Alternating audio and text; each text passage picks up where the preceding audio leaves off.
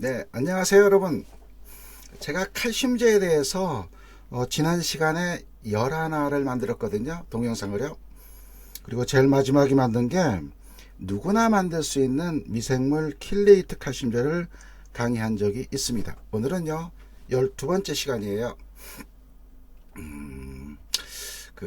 지난번에 만들었던 동영상을 간략하게 설명을 하면, 우리가 염화칼슘을 구입을 해서 만들 수 있는 기본 칼슘제, 붕소 칼슘제, 그리고 퇴비차나 센터 미생물을 이용할 수 있는 퇴비차 미생물 칼슘제를 설명했습니다.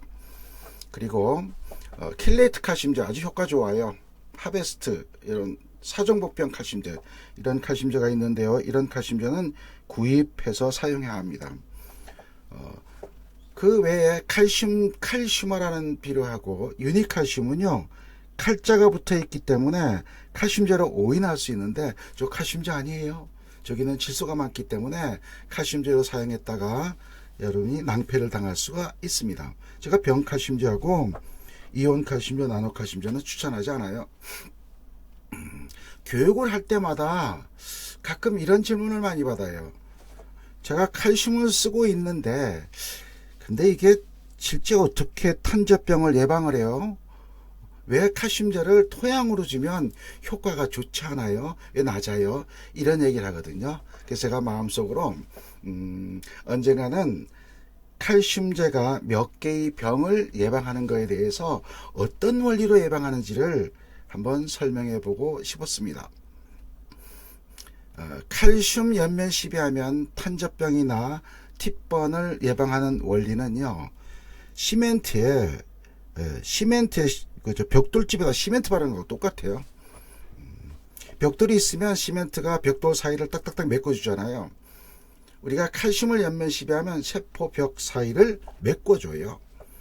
이것은 중학교 때나 고등학교 때 식물의 세포 구조를 설명하는 그림이거든요.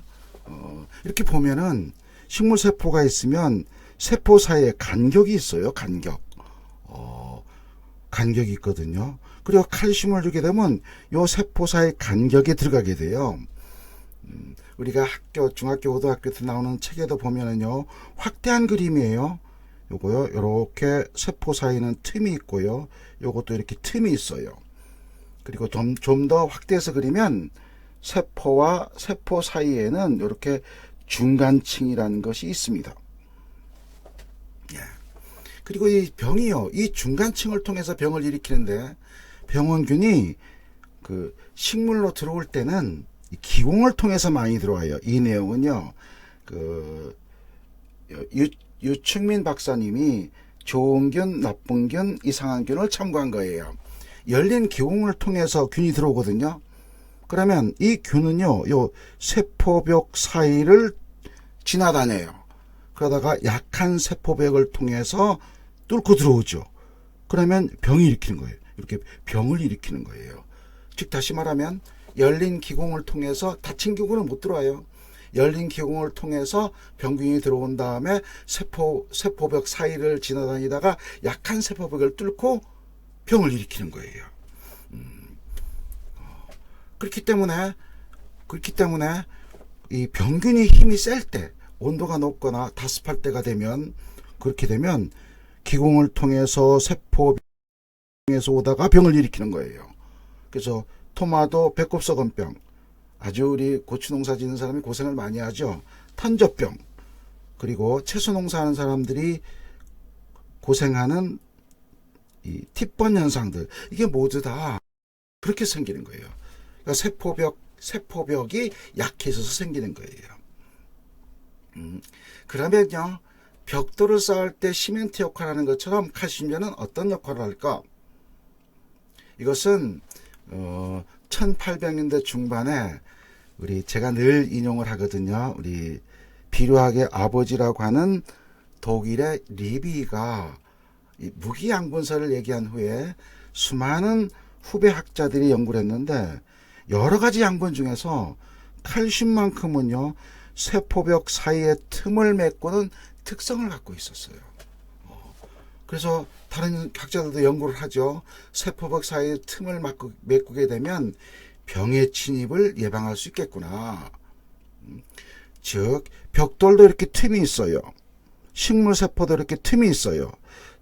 동물세포는요 틈이 없어요. 이렇게 세포벽이 없기 때문에 이렇게 틈이 있기는 있지만 이게 자꾸 움직이는 거예요. 예.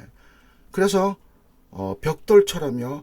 벽돌이 튼튼하려면, 벽돌집이 튼튼하려면 좋은 시멘트를 잘 발라야 되잖아요. 그러면 벽돌 사이를 딱딱딱 메꿔서 벽돌집이 튼튼하게 만들죠. 그러면 식물도요. 칼슘제를 주게 되면, 그렇게 되면 세포벽 사이에 중간층에 들어가서 그걸 메꿔버려요. 메꿔버리면 병이 들어오려다가 병균의 힘이 그렇게 강하지 않으면 저걸 못 뚫고 들어와요. 그러면 예방하게 되는 거죠. 즉 다시 말하면 병균이 기공을 통해서 들어오더라도 이 세포벽 사이의 중간층을 칼슘을 연면 시비해서 메꿔버리게 되면, 결착시키게 되면, 그러면 병균이 못 들어오는 거예요. 그러면 병을 예방할 수 있는 거죠. 그럼 우리가 농약을 치지 않더라도 비료만 갖고도 어느 정도 병을 예방할 수가 있습니다. 물론 모든 병을 예방하는 건 아니에요. 가장 기본적인 게 고추 탄저병에는 칼슘 연면 시비가 아주 좋습니다. 배꼽썩은병에도, 토마토 배꼽썩은병에도 아주 좋습니다. 그리고 몇 가지 과일에 대해서도 흑점병이나 탄저병 등에도 효과가 있습니다. 예방하는 효과예요. 그러면 그렇게 결착시키는 이유가 왜냐면요. 세포벽 사이에 있는 요 사이에는 펙틴이 많이 있거든요. 펙틴이. 근데 저 펙틴이 칼슘이 있어야만 단단해져요. 튼튼해져요. 저걸 잘 메꾸게 돼요. 그렇기 때문에 칼슘을 연면 시비하게 되면 칼슘이 기공을 통해서 들어가서 펙틴하고 결합해서 결국은 세포벽 사이를 튼튼하게 결착시키는 거죠. 이렇게 결착시키는 거예요. 저렇게 결착시키면 제가 전에 그 고추 탄저병에 대해서 얘기를 할 때 그 말했거든요. 병균이 창이라면 칼슘은 방패다. 이렇게 방패처럼 막아주는 거예요. 그래서 칼슘을 적당한 시기에 적정하게 사용을 하게 되면 세포벽을 결착시켜서 탄저병 등을 침입하는 걸 이렇게 막아줘요. 그러나 병균이 많을 때, 탄저병균이 막 힘이 셀 때 칼슘제를 치지 않으면 세포벽 사이로 들어와서 결국은 병을 일으키게 되죠. 그래서 여러분들이 칼슘제를 주게 되면 아하, 세포벽 사이를 이렇게 결착시켜서 메꿔주는구나, 이렇게 생각하시면 됩니다. 그래서 제가 여러 가지 칼슘제를 소개하면서 그 말을 했어요. 우리가 만들어 쓸 수 있는 기본 칼슘제, 붕소 칼슘제, 태비차 칼슘제가 있는데요. 기본 칼슘제는요, 칼슘제를 칠까 말까, 칠까, 안 치면 좀 그런데, 그럴 때는 기본 칼슘제로도 돼요. 그러나 가끔 칼슘 결핍이 나타나는 작물인 경우에는 붕소 칼슘제를 씁니다. 그리고 좀 더 효과가 좋은 것, 칼슘 결핍으로 고생할 때는 태비차 미생물 칼슘제를 만들어서 쓰라고 권장을 하죠. 왜? 가격이 싸거든요. 그러나 내가